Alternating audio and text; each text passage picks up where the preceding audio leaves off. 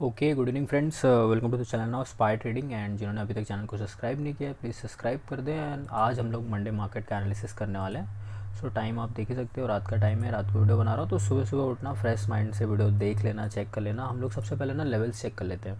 तो bank Nifty का level check कर लेते हैं। मैं सबसे अपने फेवरेट टाइम फ्रेम पे आ जाता हूँ, वनडे के टाइम फ्रेम पे। ठीक है, अभी अगर हम लोग वनडे के टाइम फ्रेम पे आते हैं तो यहाँ पे हम लोग देखेंगे कि मार्केट ने एक प्रॉपर ब्रेकआउट दिया 43,500 के ऊपर। ठीक है, जो कि लेवल हम लोग को लग रहा था कि टेस्ट होगा या टेस्ट होकर ऊपर निकल जाएगा, तो वो एक अच्छी खासी बुलिश कैंडल के साथ टेस्ट हुआ है। तो don't be dare to short, मतलब इतना ज़्यादा डेयरिंग मत करो कि अगर यहाँ पे शॉर्ट करो तो समझ में भी आता है 43,800 पे। ठीक है, इनके साथ आप रहोगे, इनका सपोर्ट आपको रहेगा, और शॉर्ट करोगे टाइम टिके का पैसा मिलेगा। या पुट बाय करोगे तो ध्यान से करना कि एक लेजिट पॉइंट अगर हम लोग को मिले तो वहाँ से हम लोग निकल जाएँ। अभी जब मार्केट ने यहाँ पे ब्रेकआउट दिया है तो एक स्ट्रॉन्ग कैंडल यहाँ पे है, इसका भरोसा कभी भी ध्यान से देख लो इस चीज़ को, कि अगर मार्केट यहाँ से फेल डाउन कर रहा है तो इस चीज़ को इमीडिएट रिकवरी दी जा रही है। तो ये चीज़ आप देखो। अब ये चीज़ फेल कैसे होगी? ये जो विक है ये बायर को दिखाती है, ये जो विक है वो सेलर को दिखाती है। तो यहाँ पे मैं एक एस लिख देता हूँ। ये इमीडिएट सेलर जो कंटिन्यूस सेलिंग या मार्केट को शॉर्ट कर रहे थे वेन एवर मार्केट्स कंटिन्यू कर रहा था, जैसे 9 बजे से लेकर 3 बजे तक। ठीक है, और यहाँ से बायर्स मार्केट को उठाते जा रहे हैं। तो यहाँ पे मैं एक लिख सकता हूँ कि सी दिस बुलिश कैंडल का इम्पैक्ट कितना ज़्यादा है। ठीक है, तो ये चीज़ आपको यहाँ पे सडनली क्लियर हो गई। अब अगर इस इम्पैक्ट को कहीं से भी देखोगे ना, तो ये यहाँ से अगर ब्रेकडाउन देता है और यहाँ पे एक बॉडी कैंडल क्लोज करती है रेड कलर की, तो हम लोग बेरिस जा सकते हैं। और यहाँ पे ही जस्ट एक सपोर्ट है 43,500 का। तो बहुत ही कॉम्प्लिकेटेड एरिया है नीचे जाने के लिए, और ऊपर जाने के लिए यहाँ से वो सपोर्ट लेके इस तरह से निकल सकता है और इस एरिया के बीच में कंसोलिडेट कर सकता है और एक ब्रेकआउट दे सकता है। तो ये माइंड में प्लान पहले से ही रहना चाहिए, रोड मैप क्लियर रहना चाहिए। मार्केट 43,600 पे है तो has to take a support from year. Either अगर ब्रेकडाउन कर देगा तो नीचे निकल जाएगा, बट नीचे के लेवल भी हमारे लिए टेस्टेड है। ये जो फॉर्म था, इस फॉर्म की अगर मैं बात करूँ, यहाँ पे आप देखोगे ये जो हम लोग ने एक पैनल बनाया हुआ था, एक टाइप से नो ट्रेडिंग जोन का एक पैनल बनाया हुआ था। इस पैनल में अगर आके मार्केट फंसता है तो फिर से वो वही चीज़ चालू कर देगा, जैसे कि एक बॉल हो और एक पर्टिकुलर फ्रेम में फंस गई हो और वो बार बार बाउंस कर रही हो इस बॉल में। तो ऐसा भी नहीं है कि डेयर कर लेना इतना कि इतना ज़्यादा शॉर्ट कर दूँ, बट समहाउ जब हम लोग वनडे के टाइम फ्रेम से थोड़ा क्लोजर जाएंगे तो हम लोग को कुछ पॉइंट्स वगैरह मिल जाएंगे। तो सबसे पहला माइंडसेट ये रखो, 43,500 is a important support zone. ठीक है, now next come to the point कि हम लोग लिटिल बिट क्लोजर आके क्या देख सकते हैं। तो सबसे पहले हम लोग 15 मिनट का टाइम फ्रेम देख लेते हैं। फ्राइडे का जो मार्केट था वो कुछ ऐसा था कि मार्केट गैप अप ओपन हुआ। ठीक है, उसके बाद उसने एक लो लगाया और उसी लो के आसपास वो ट्रेड कर रहा था फर्स्ट हाफ में, और जब उसने वो लो तोड़ा तो वो नीचे आ गया और यहाँ से ही टेक अ सपोर्ट, यानी कि 43,500 का जो सपोर्ट था वो उसने एक बार लेके दिखा दिया है। ये चीज़ आप यहाँ पे मेज़र कर सकते हो कि 43,400 का सपोर्ट उसने लेके अपसाइड का मूवमेंट दिखा दिया है, but still seller are impacted.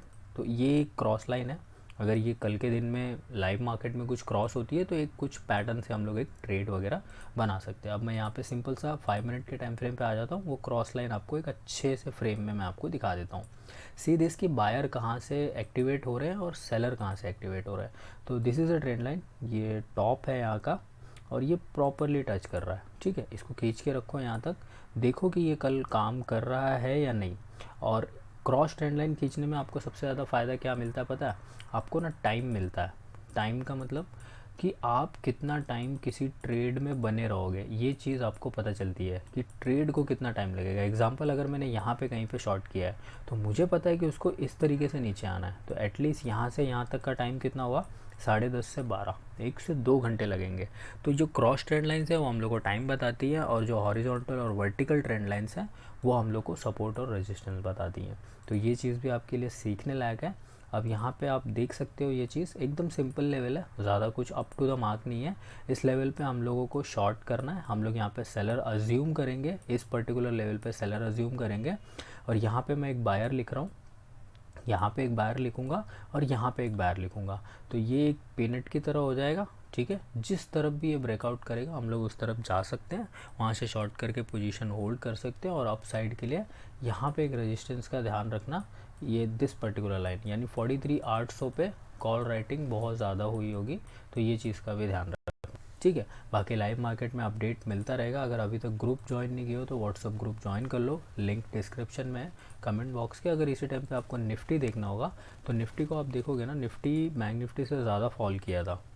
Open हुआ, ज़रा सा कंसोलिडेट करके खुद को संभालने की कोशिश कर रहा था 18,600 के सपोर्ट पे, बट सडनली टूटा। फिर संभालने की कोशिश कर रहा था 40-50 पॉइंट से, बट सडनली सेकेंड हाफ में फिर टूट गया। यानी फर्स्ट हाफ भी बेयरिश था, सेकेंड हाफ भी बेयरिश था, और उसके बाद फिर फाइनली जब क्लोजिंग होते होते मार्केट थोड़ा सा ऊपर आया 500 के आसपास। तो ये चीज़ को अगर आप नज़दीक से देखोगे थोड़ा एक आउटर टाइम फ्रेम पे, तो ये आपको एक बेरिशनेस शो कर रहा है कि मार्केट इस तरीके से बेरिश हो चुका है। See this trend line. तो यहाँ पे आप एक चीज़ कंफर्म कर सकते हो कि ये यहाँ पे एक सपोर्ट ले सकता है, यहाँ पे एक रेजिस्टेंस फेस कर सकता है, और यहाँ पे नीचे एक सपोर्ट ले सकता है। तो ये लेवल्स हैं, ये सपोर्ट है अच्छा खासा 400 तक का, ठीक है। तो ये लेवल्स हैं ऊपर के। अगर ये क्रॉस ट्रेंड लाइन ब्रेक होती है तो यहाँ पे भी सपोर्टिव आ सकता है, बट यहाँ पे सेलिंग ज़्यादा इम्पैक्ट है। अब निफ्टी और बैंक निफ्टी अपोजिट ट्रेड कर रहे हैं, तो सिंपल निकल के आता है दिल से कि कम लॉट से ट्रेड करना। जो लोग 4 लॉट से करते हो 1 लॉट से करना, जो 1 लॉट से करते हैं अवॉइड करना थोड़ा सा, ठीक है। शॉर्ट एंट्री करना, जल्दी एंट्री करके छोटा टारगेट आ जाए बुक कर लेना। लॉन्ग टर्म के लिए ज़्यादा मत बैठना, क्योंकि अगर मार्केट ने यहाँ पे ज़्यादा टाइम पास किया तो हम बायर के लिए टाइम डी के बहुत सारा इशू करता है, बहुत पैसे खा लेता है, तो वो दिक्कत वाली चीज़ है। तो हमेशा देखना कि कौन सा सेगमेंट किस तरीके से चल रहा है। अगर यहाँ पे टाइम पास होना चालू होगा तो हम लोग वेट करेंगे, और अगर आप देखोगे तो डाउन के लेवल हमारे पास यही है, बट 43,400 से 100 आने का ये टारगेट है। ये आने में 2-3 दिन भी लग सकते हैं, 4 दिन भी लग सकते हैं, तो एक पुट लेके होल्ड कर सकते हो, अच्छा सा सस्ता था सी।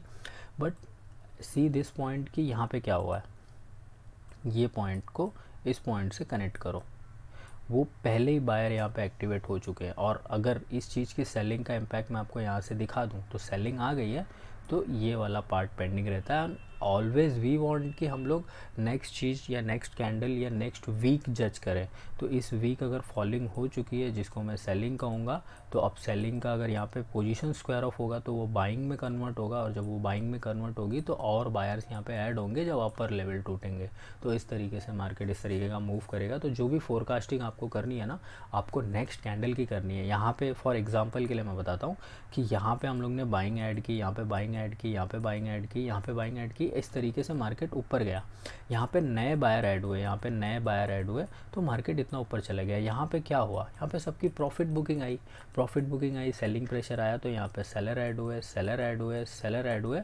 अब यहाँ पे अगर सेलर का प्रॉफिट बुकिंग आएगा तो फिर बाइंग ऐड होगी, और इस तरीके से ही आपको भी मार्केट में रहना है। आइदर आप बायर हो, आइदर आप सेलर हो, इस तरीके से ही प्रॉस्पेक्ट होता है, क्योंकि मार्केट दो लोगों से चलता है, एक सेलर से और एक बायर से, बट दोनों एक ही सिक्के के पहलू हैं। तो कभी भी ऐसा अलग अलग मत सोचो कि वो दोनों अलग अलग लोग हैं, क्योंकि आप ही कभी शॉर्ट करते हो पोजीशन को और आप ही कभी बाय करते होंगे, क्योंकि everyone is free to buy and sell. यहाँ पे ट्रेड बटन ओके करना है, आइदर बाय बटन दबाना है, आइदर सेल बटन दबाना है, सिंपल है एकदम, ठीक है। तो होप आपको लेवल समझ में आ गए होंगे। एग्रेसिवली शॉर्ट नहीं करना है, क्योंकि निफ्टी में है बेरिशनेस, बट बैंक निफ्टी में ऐसा एक सपोर्ट जैसा फाइंड हो रहा है, और कहीं ना कहीं मार्केट को यहाँ पे फंसने जैसा लग रहा है। और अपर टारगेट बिल्कुल ओपन है, अगर 800, 500, 600 अगर ये क्रॉस करता है तो ये निकल जाएगा। ये कुछ ऐसा हो रहा है कि अपसाइड आया, रिट्रेसमेंट किया, फिर ये निकल गया यहाँ से, फिर थोड़ा रिट्रेसमेंट किया 2 या 3 दिन, तो एक्सपायरी तक ऐसा है मूवमेंट कि ये निकल जाएगा यहाँ से। अगर आप एक लॉन्ग वे पूछो तो 43,800 एक्सपायरी तक निकल जाए या अगली एक्सपायरी तक निकल जाए, तो ये हम लोग को डे बाय डे कैंडल से ही पता चलेगा। तो एक अपसाइड का ट्रेंड अभी भी बना हुआ है, तो ये जो एक दिन की रेड कैंडल है ना, उसको देख के शॉर्ट मत करना कि मार्केट यहाँ आ जाएगा, क्योंकि यहाँ से उसको वहाँ जाने में बहुत ज़्यादा मेहनत लगी है। बायर अभी भी स्टिल बरकरार है, वो अपनी पोजीशन जल्दी छोड़ेंगे नहीं। पोजीशन तब छोड़ेंगे ना जब उनका प्रॉपर एसएल होगा, और उनका एसएल हमने रेड लाइन में अच्छे से बना के रखा हुआ है, नो इशू नो डाउट। और जब धड़ाधड़ फेयर आने लगेगा तो मार्केट फॉल होने में आपको भी पता है कि जितने जल्दी से वो अपसाइड की कैंडल्स नहीं बनाता है, उससे ज़्यादा जल्दी से बेरिस की कैंडल बनाता है। उसका रीज़न वही है कि सबके स्टॉप लॉसेस फिक्स होते हैं, ट्रेल भी किए हुए होते हैं, प्रॉफिट में भी रहते हैं, तो पोजीशन कटती है तो उनको कोई गम नहीं रहता कि हाँ ठीक है पोजीशन कट जाने दो। इसके लिए फॉलिंग ज़्यादा फास्ट आती है, ठीक है।